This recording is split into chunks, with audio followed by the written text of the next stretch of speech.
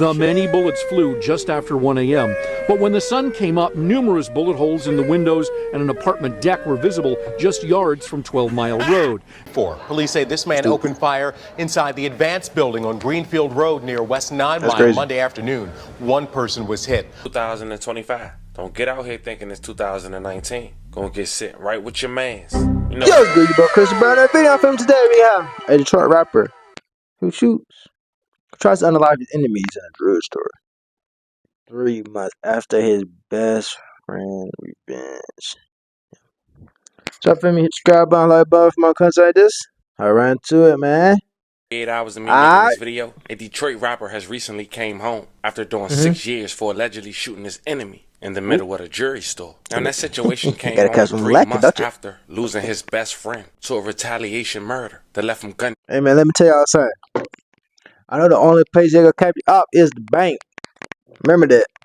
Down inside of his home. This Detroit rapper opposition wasted no time going on social media to remind him of his deceased brother after making his first public appearance on social media as a free man. A beef that was mentioned in many drill raps, which we'll later play, and also caused a chain of events for years to come. Today we run down on this story, paying our respects to those who lost their life, go in chronological order, see who was arrested, see who mentioned these names in drill raps, and see where we stand today. But before we go over this one, I want you guys to remember now. Give you no angle. I just give you the story. So with that being said, make sure you like, comment, and subscribe. We're gonna jump right to it. Find me a Rondé Clark, also known by his rap stage name as Rondé. Now find me what some would consider his best friend, Alex Ward, aka Al Wu. Al Wu was not only a rapper, but he was talented. He was also the producer. They have songs together with millions of views on YouTube. Having tracks like What They Want released 8 years ago with 1.2 million views. Turning up. Talking about. Niggas switching up, you gotta watch niggas.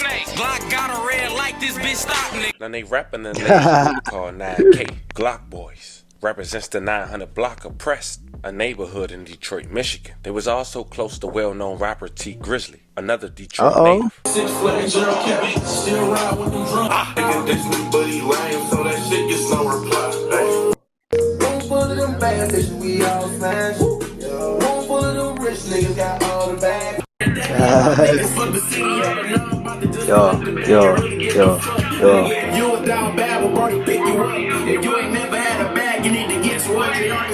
About 8 years ago, Al Wu had made enemies with an alleged well-known gang based out of Detroit, Michigan, named Cash Game. And this allegedly how that story went. A man was robbed. His father had put a hit out for the men who allegedly robbed his son. In return, allegedly, Al Wu had took that hit, and the people who was allegedly responsible was Cash Game.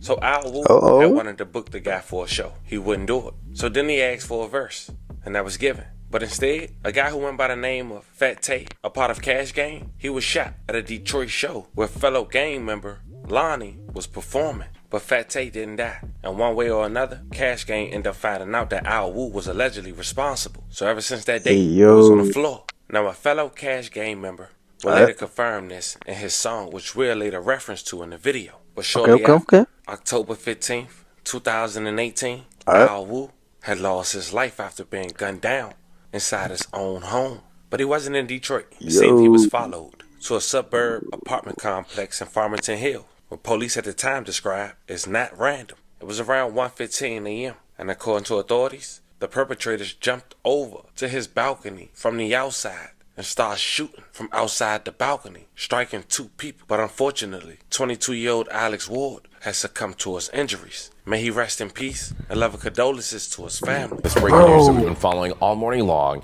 is from Farmington Hills. Yeah, pretty scary night there. There has been a shooting at this apartment complex, and it has left 1 man dead, another wounded and in the hospital. Nick Monticelli has been there throughout the morning, gathering more information from investigators. And Nick, police are saying they don't think this shooting is random at all, huh? No, it ain't random. No, I'm not sure if they know exactly what the shooting was about, but obviously they have one victim they can talk to. One is in the hospital and one is dead after the shooting. Right here behind me, all of these evidence markers laying out either key pieces of evidence or potentially shell casings. There are 32 different markers out there, so a lot for the investigative unit and the evidence technicians to go over. Now, I want to show you some video. The bullet holes in the side of the window tell the investigators a whole lot about this shooting. They are saying that the shots came from outside of the unit into it, also through the 2 windows and the door wall as well. So whoever was behind this fired a whole lot of shots. Inside, as you said, 2 men were shot. One of them killed, another one is in the hospital and is expected to be okay. What we don't know, though, is what happened here. What's the motive? What was the argument? What was happening? And that's something that the detectives obviously have to try to figure out. Fortunately, they can try to get some information out of one of the victims in this case. As far as a suspect goes, there's another huge question mark on that one. We were talking to one of the sergeants out here saying that they don't know much about a suspect just yet. So they're not telling people they need to shelter in place, but certainly maybe just make sure the windows and doors are locked because they do have a suspect that is out there right now. There were a lot of resources used. They had sheriff's departments out here, canines looking for evidence and maybe trying to get a track of a potential suspect. So, as I said, there are a lot of questions here, not a whole lot of answers, but hopefully the one surviving victim can at least tell them what they were looking at or what the shooting was about and who may be responsible. We're live here in Farmington Hills. Nick Monticelli, Local 4 News today. Now, what you didn't hear in that news clip is that 3 people was later arrested that night. When 911 calls started coming in, police said an officer saw a speeding vehicle in the area and stopped it. He arrested 3 occupants, and they were charged with murder. One was Malik Williams, 20 years old at the time. At just 20 years old, Malik had an extensive criminal record and was released out of federal custody earlier that month on October 2nd. Another suspect was Jameer Gray, 22 years old at the time. He was considered to be a landscaper with an outstanding warrant in Pennsylvania. He was facing 8 felony counts. He ended up turning into a witness, which we'll later talk about. The other suspect was Stephen Davis, 19 years old. All 3 were so young, but threw their life away before it even started. Top story developing right now. 3 people have been formally charged in a deadly shooting at an apartment complex in Farmington Hills. It comes after a violent and bloody attack on 2 men in their apartment in the early morning hours on Tuesday. The arraignment happened a short time ago, and our Rob Maloney was there. Rod? Yeah, Devin, Kimberly, here's the thing.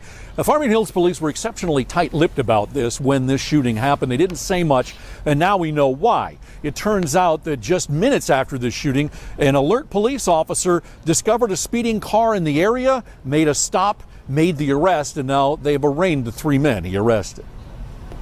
The memorable murder scene that left 22-year-old Alex Ward dead and friend Malik Lewis injured violently shook this quiet Farmington Hills neighborhood early on Tuesday. The many bullets flew just after 1 a.m., but when the sun came up, numerous bullet holes in the windows and an apartment deck were visible just yards from 12 Mile Road. At least 16 shots were fired into the building. Farmington Hills Police Detective Jason McDonald put this shooting into perspective at the arraignment today. We have information to believe that the victim in this case may have been hunted down and assassinated. When the 911 calls started coming in, Farmington Hills Police now say an officer saw a speeding vehicle in the area and stopped it, and he arrested the 3 men at the scene. They are now the trio charged in this murderous attack. First and foremost among them, 20-year-old Malik Thomas Williams of Detroit. He's facing 10 felony counts, including open murder, felony firearms, felon in possession, assault with intent to murder, and discharging a weapon into a building. Williams has an extensive criminal record and just got out of federal custody on October 2nd.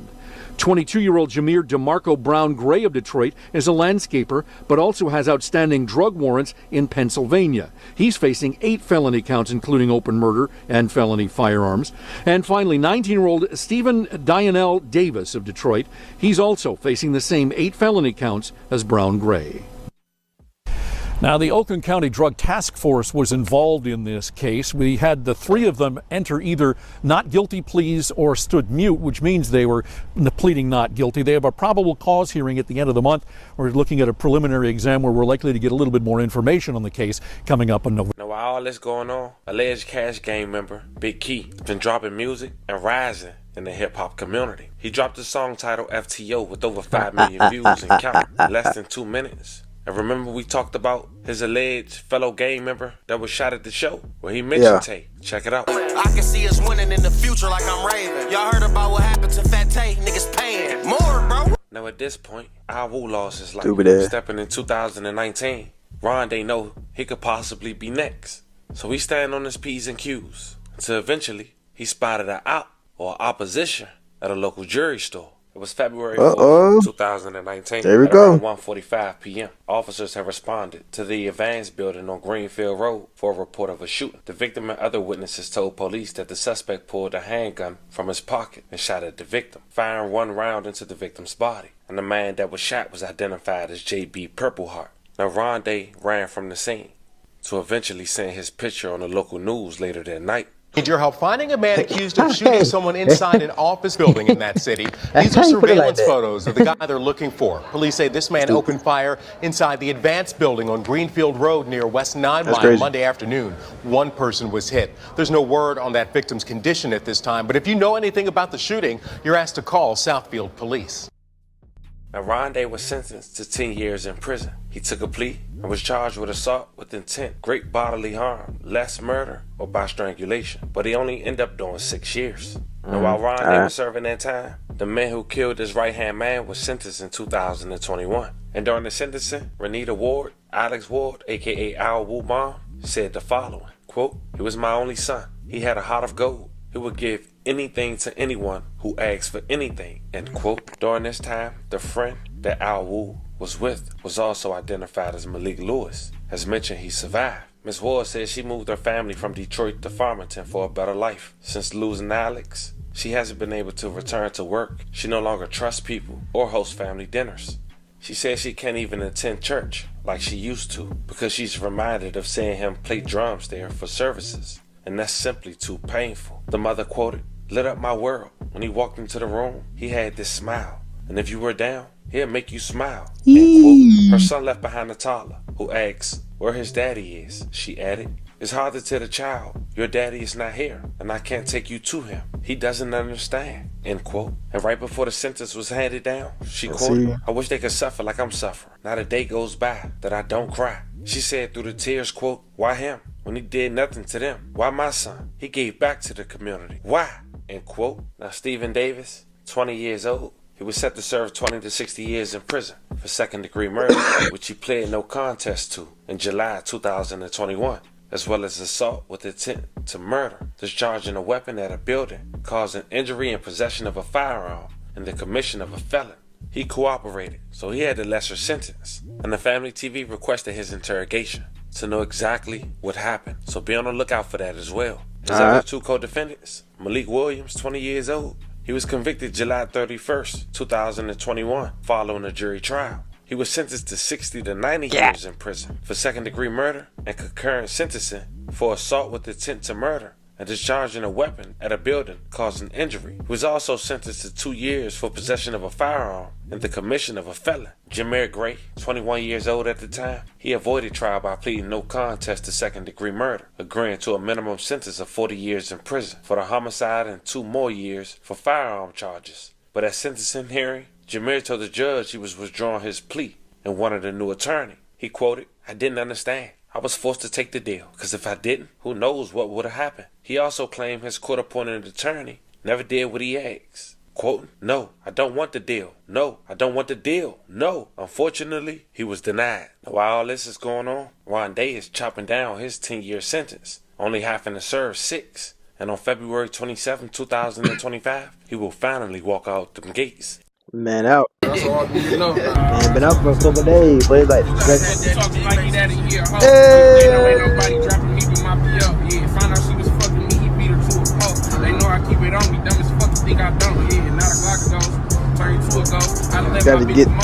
gotta slide for the friends.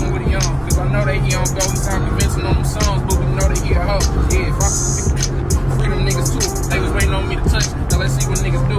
Y'all dogs for here out. Nigga, who the fuck is you? While you ahead, you should stop. I hate to kill you. Yeah, mama on my head. Niggas begging me to stop.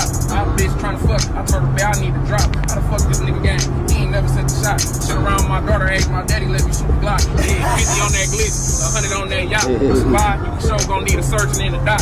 And a mirror. My nigga orange. Be serious. Now, it didn't take long for a Cash Game member to respond to Rondé coming home, quoting, "It's 2025. Don't get out here thinking it's 2019. Gonna get sent right with your mans." You know what they say, fam.